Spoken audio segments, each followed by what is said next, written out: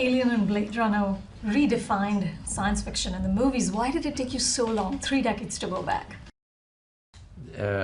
Because I was busy.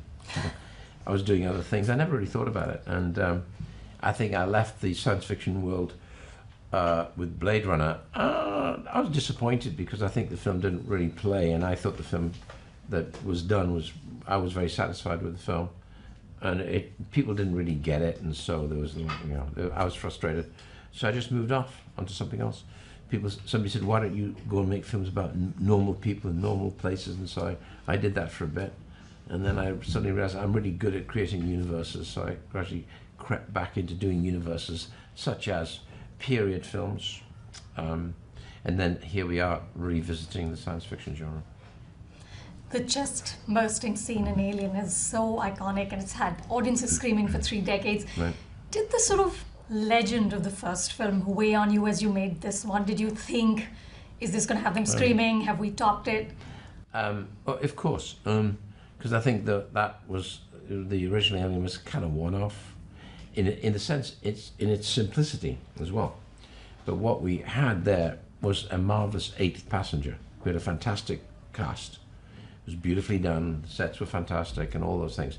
But we had a wonderful eighth passenger. Without that passenger, the film wouldn't have been the same.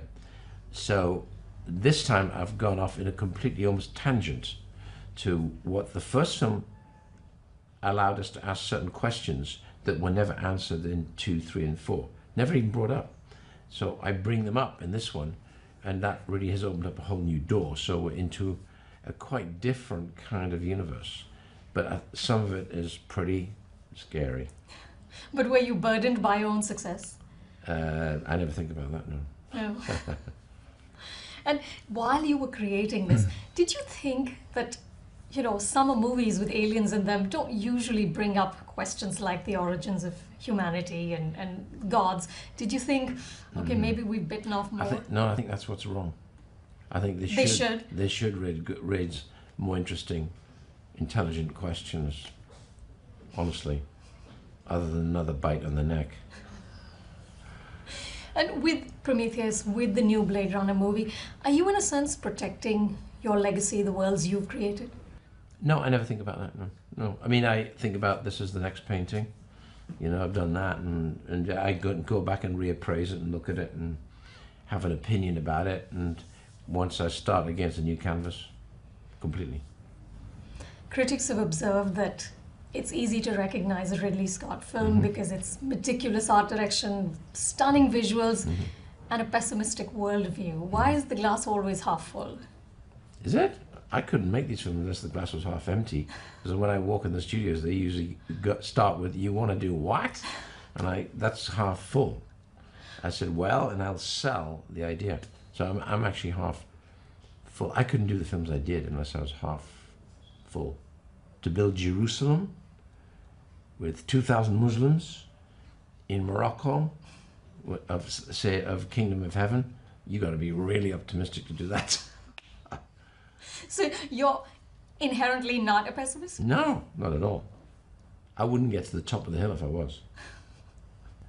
And you're supposed to be fairly tough on sets. Have you mellowed with age, or have you become harder? No, I think my sense of humor is very northern, and I think if you ask the actors, I think they had a pretty good time, and the set is usually pretty funny all the time, until we say, okay, we got to pay attention. Let's hit what we're doing, but it's actually pretty funny all the time.